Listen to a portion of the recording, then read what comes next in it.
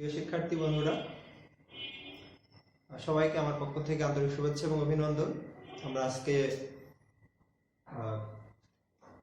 রসায়ন ক্লাস নিয়ে তোমাদের সামনে উপস্থিত হয়েছি এবং ভেড়ামারা অনলাইন এডুকেশন হাব এর পক্ষ থেকেও সবাইকে জানাচ্ছি আন্তরিক শুভেচ্ছা এবং অভিনন্দন।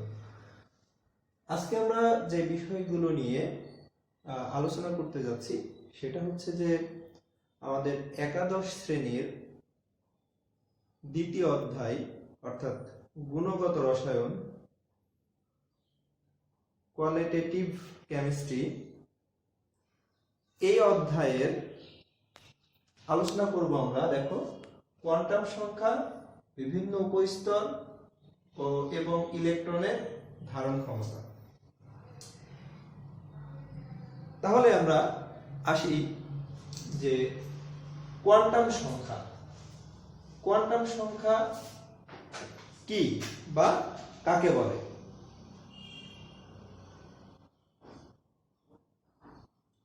তাহলে বিভিন্ন সংখ্যা দ্বারা অর্থাৎ পরমাণুতে ইলেকট্রনের শক্তি স্তর, উপশক্তি স্তর এবং ইলেকট্রনের ঘূর্ণনের দিক প্রকাশের জন্য যেই সংখ্যাসমূহ ব্যবহার করা হয় এই সংখ্যাগুলোকে বলা হচ্ছে কোয়ান্টাম সংখ্যা।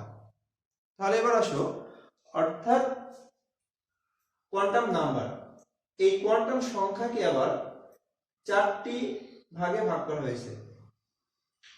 প্রধান কোয়ান্টাম সংখ্যা, প্রিন্সিপাল কোয়ান্টাম নাম্বার, সহকারী কোয়ান্টাম সংখ্যা, সাবসিডিয়ারি কোয়ান্টাম নাম্বার, চৌম্বক কোয়ান্টাম সংখ্যা, ম্যাগনেটিক কোয়ান্টাম নাম্বার এবং স্পিন কোয়ান্টাম সংখ্যা, স্পিন কোয়ান্টাম নাম্বার। এই চারটা কোয়ান্টাম সংখ্যার বিষয়গুলো নিয়ে আজকে আমরা আলোচনা করব যে কিভাবে একটার সঙ্গে আরেকটা সম্পর্কযুক্ত। তাহলে আসো বন্ধুরা, প্রথমে আমরা প্রধান কোয়ান্টাম সংখ্যা এটা নিয়ে একটু কথা বলি। তাহলে প্রথমেই আমাদের জানতে ইচ্ছা হচ্ছে যে প্রধান কোয়ান্টাম সংখ্যা কাকে বলে। ইলেকট্রন সমূহ তার নিউক্লিয়াসের চতুর্দিকে যে অঞ্চল ব্যাপী ঘূর্ণনশীল থাকে, অর্থাৎ এইটা প্রকাশের জন্য যে সংখ্যা সেটাকে আমরা বলছি প্রধান কোয়ান্টাম সংখ্যা। তাহলে এবার আসো, প্রধান কোয়ান্টাম সংখ্যা এটাকে কি দ্বারা প্রকাশ করা হয়? প্রধান কোয়ান্টাম সংখ্যাকে আমরা দেখব যে প্রধান কোয়ান্টাম সংখ্যাকে প্রকাশ করা হচ্ছে প্রধান কোয়ান্টাম সংখ্যাকে আমরা n দ্বারা প্রকাশ করি। এটা আমাদের একটু খেয়াল রাখতে হবে। এবার আসো, এই প্রধান কোয়ান্টাম সংখ্যার মান বিভিন্ন রকম হতে পারে। যেমন n এর মান 1, 2, 3, 4, 5 হতে পারে। তাহলে এই ক্ষেত্রে আরেকটা জিনিস আমাদের জেনে রাখতে হবে, যখন n = 1 হয় তখন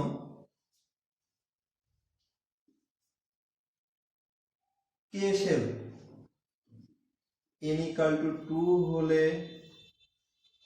l শেল, n = 3 হলে m, n = 4 হলে n শেল। এরপরে যদি যেটা থাকে তাহলে সেটা হবে ও পি, এই ধরনের আসতে পারে।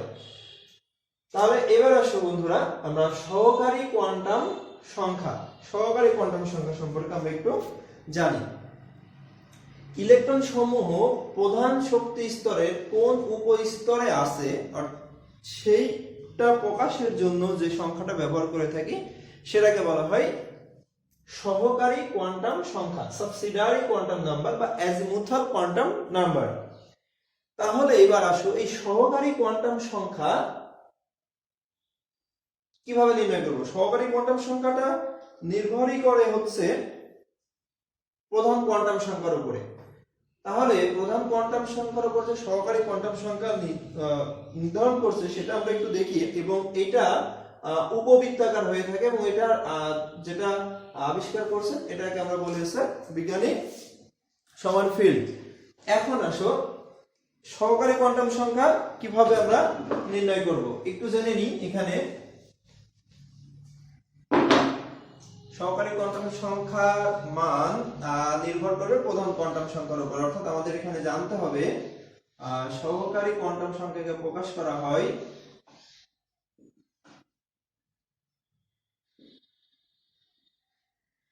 কোয়ান্টাম সংখ্যা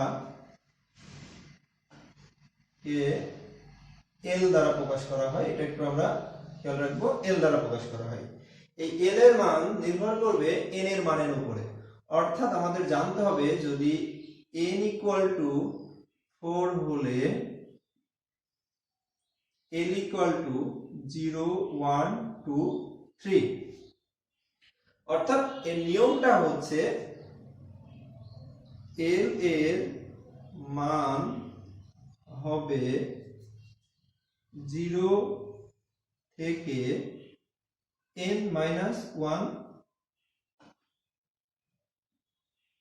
পর্যন্ত। তাহলে একটু খেয়াল করো বন্ধুরা, n এর মান 4 হওয়ার জন্য 0 1 2 3, যেখানে l এর মান 0 থেকে n-1 পর্যন্ত। অর্থাৎ এখানে দেখো 4 ছিল, তাহলে এখানে 0 থেকে 4-1 তার মানে 3। একইভাবে যদি n এর মানে আমরা 3 বসাতাম তাহলে এখানে দেখো হতো 0 1 2। ওকে, এখানে আমাদের যে চারটা শেল আছে এই শেল সম্বন্ধে আমাদের আবার একটু ধারণা লাভ করতে হবে। অর্থাৎ এই শেল আবার এল এর মানের উপর নির্ভর করে, এটা আমাদের একটু জানতে হবে। যেমন আমাদের জানতে হবে এখানে l = 0 হলে s অরবিটাল হয়,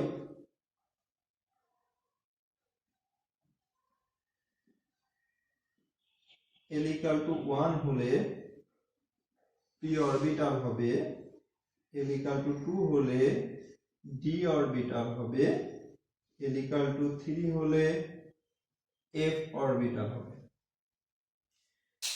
এখানে দেখতে পাচ্ছ বন্ধুরা, আমি এখানে আগে থেকে একটু লিখে রেখেছি, সেটা হচ্ছে যে s মানে শার্প সূক্ষ্ম, p প্রিন্সিপাল মুখ্য, d ডিফিউজ পরিব্যাপ্ত এবং f টা ফান্ডামেন্টাল মানে মৌলিক।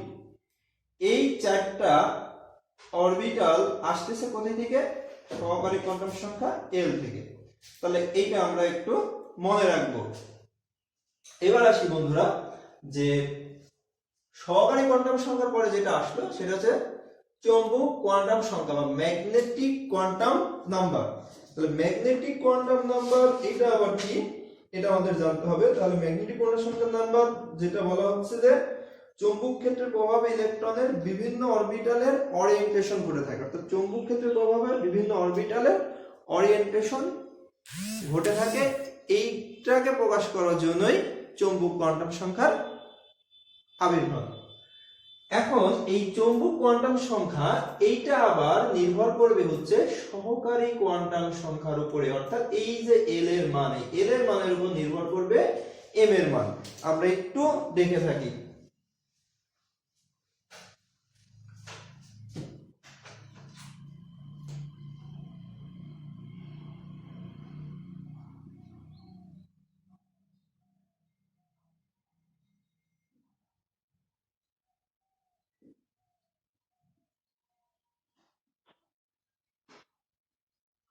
চৌম্বক কোয়ান্টাম সংখ্যা এটাকে ম্যাগনেটিক কোয়ান্টাম নাম্বার, এটাকে এম দ্বারা প্রকাশ করা হয়। এম এর মানটা নির্ভর করবে এল এর মানের উপর। তাহলে আমরা একটু দেখতে চাই কিভাবে নির্ভর করছে। l = 0 হলে m = 0, l = 1 হলে m = -1 0 +1, l = 2 হলে m = -2 -1 0 +1 +2। অর্থাৎ আমরা বলতে পারি, নোট দেখতে পারি আমরা যে l এর মানের জন্য m এর মান হবে -l থেকে প্লাস এল পর্যন্ত। দেখো বন্ধুরা, মাইনাস এল থেকে প্লাস এল কেন বললাম? এই যে এল এর মান যখন 1 হলো, তার মানে -1 থেকে +1 পর্যন্ত, -2 থেকে +2 পর্যন্ত। এবার আসো বন্ধুরা, আমরা এই যে বিভিন্ন অরবিটাল নাম শুনলাম sp df, এগুলোকে আবার বিভিন্ন ভাগে ভাগ করা যায়। যেমন আমরা জানি যে s অরবিটাল এটা হচ্ছে গোলাকার, p অরবিটাল এটা ডাম্বেল, d অরবিটাল হচ্ছে ডাবল ডাম্বেল। এখন আসো এই অরবিটাল গুলোর আকার আকৃতি নিয়ে আমরা অন্য এক ক্লাসে আলোচনা করব। এখন শুধু আমরা জেনে রাখবো যে p অরবিটালকেও 3টি ভাগে ভাগ করা যায়। যেমন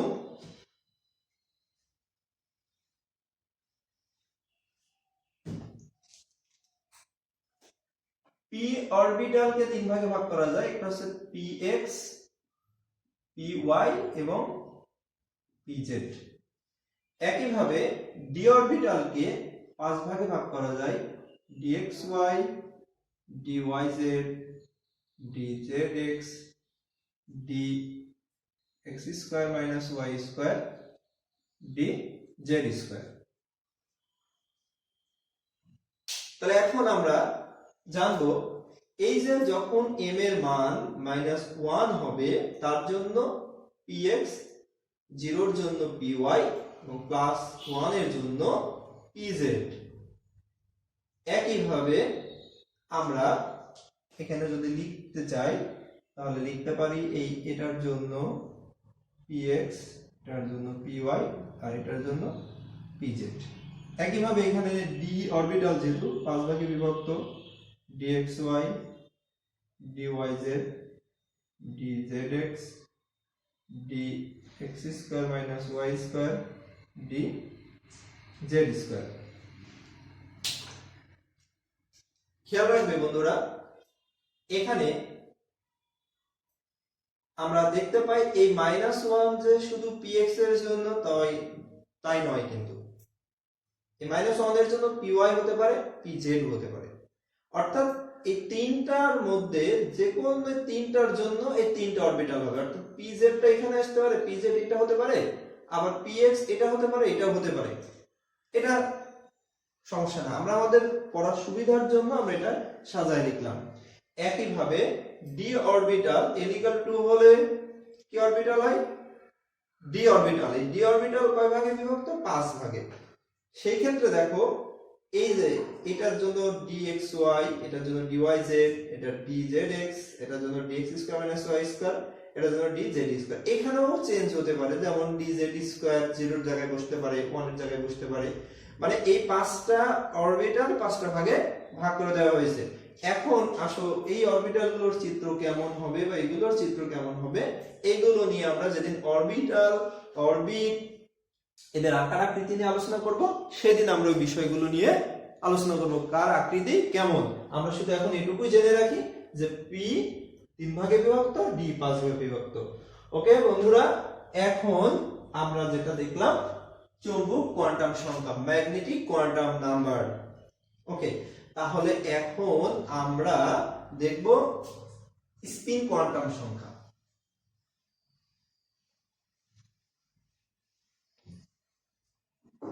স্পিন কোয়ান্টাম সংখ্যা, তাহলে স্পিন কোয়ান্টাম সংখ্যা কাকে বলে?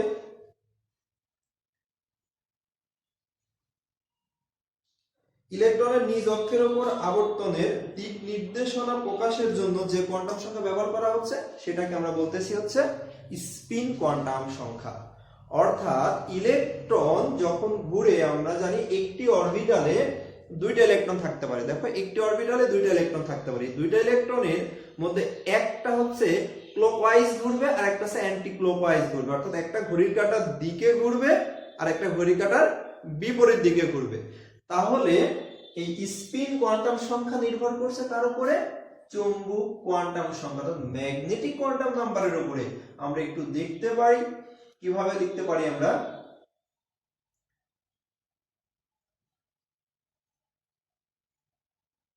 স্পিন কোয়ান্টাম সংখ্যাকে প্রকাশ করা হয় s দিয়ে। তাহলে আমরা এখন দেখতে পারি কিভাবে স্পিন কোঅর্ডিনেশন আসতেছে। আমরা লিখতে পারি m = 0 হলে s = +1 -1। একইভাবে m = -1 হলেও s = +1 -1। একইভাবে m = +2 ধরি আমরা, তাহলে s = +1 -1। অর্থাৎ m এর প্রত্যেকটি মানের জন্যই s এর মান হবে +1 -1। আমরা এই নোটটা লিখে রাখতে পারি।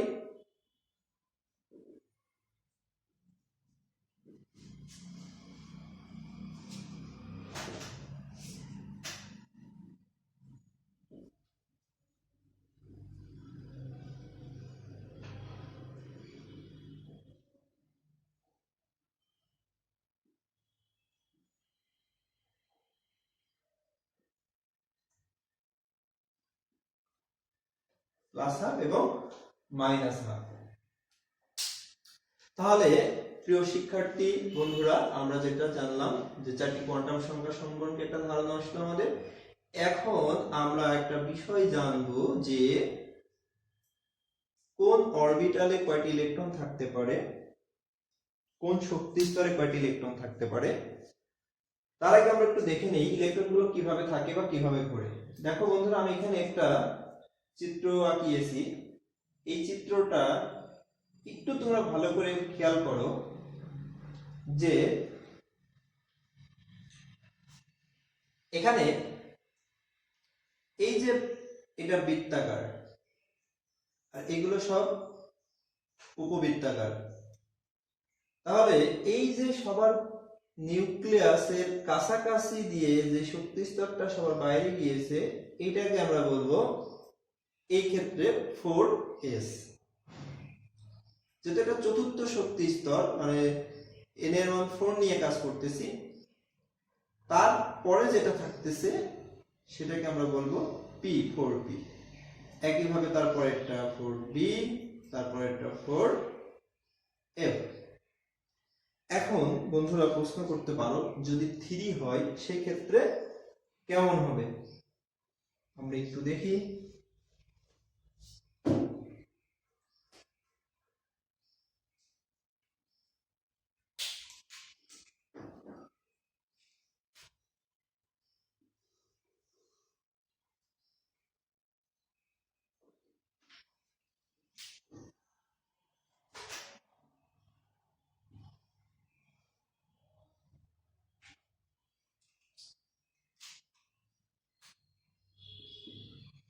এখানে যে তিনটা শক্তি স্তর ক্ষেত্রে দেখা যাচ্ছে, এই ক্ষেত্রে আমরা এটাকে বলবো 3s, 3p, 3d।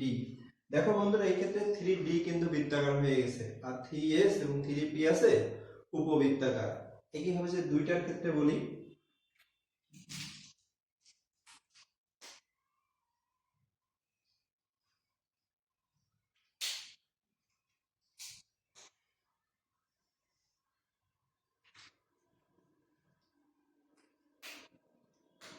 সেই ক্ষেত্রে দেখি আমরা এটা হবে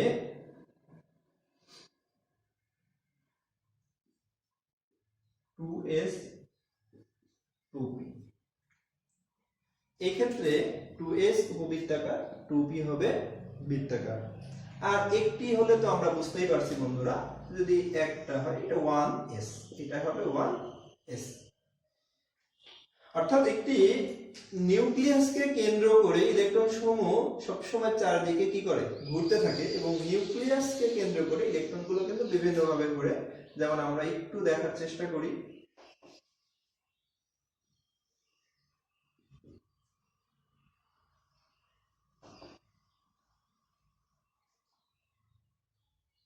এইভাবে যখন ঘুরতে থাকে, ইলেকট্রন কখনো কখনো নিউক্লিয়াসের কাছে চলে আসে। যখন নিউক্লিয়াসের কাছে আসে তখন এর গতি বা বেগটা বৃদ্ধি পায়, আর যখন নিউক্লিয়াস থেকে দূরে সরে যায় তখন এর গতি বা বেগ হ্রাস পায়। ওকে বন্ধুরা, এখন আমরা কিছু বিষয় জানার চেষ্টা করি। দেখো আমি এখানে কিছু সূত্র লিখে রেখেছি, অরবিটাল সংখ্যা নির্ণয়ের সূত্র। অর্থাৎ একটি প্রধান শক্তি স্তরে কয়টি অরবিটাল রয়েছে এটা নির্ণয়ের জন্য আমরা এই সূত্রটা ব্যবহার করতে পারি। যেমন তোমাকে বলা হলো যদি n এর মান 3 হয়, n = 3 হলে অরবিটাল সংখ্যা কত, সেই ক্ষেত্রে আমরা লিখব n = 3 হলে অরবিটাল সংখ্যা সমান 3 স্কয়ার অর্থাৎ 9।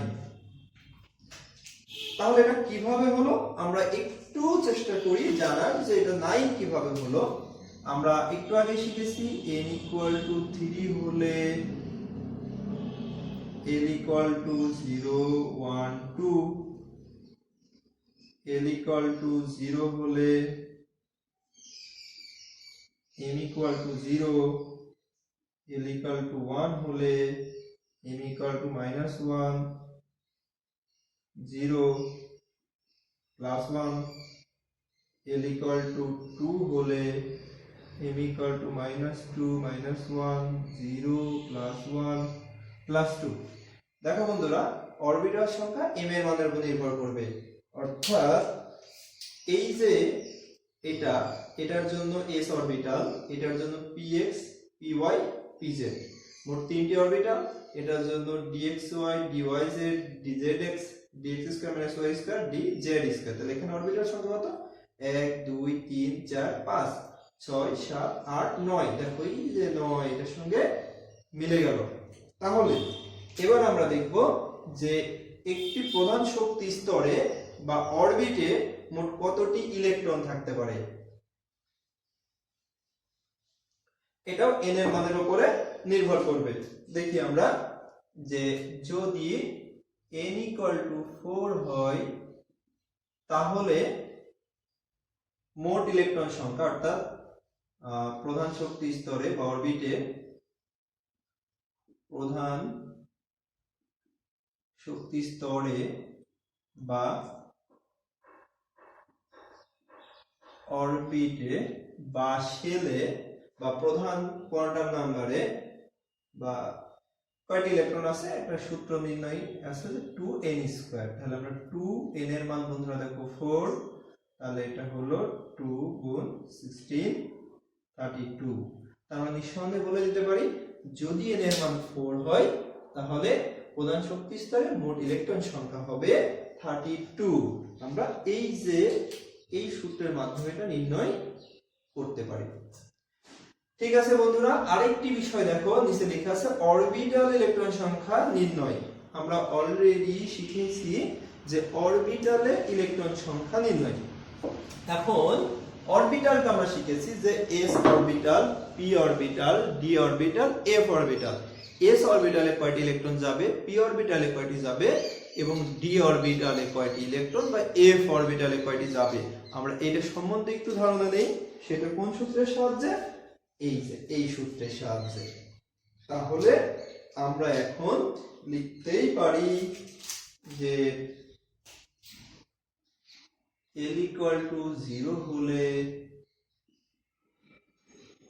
s অরবিটাল হয়। তাহলে s অরবিটালে ইলেকট্রন সংখ্যা কত? এখন s অরবিটালে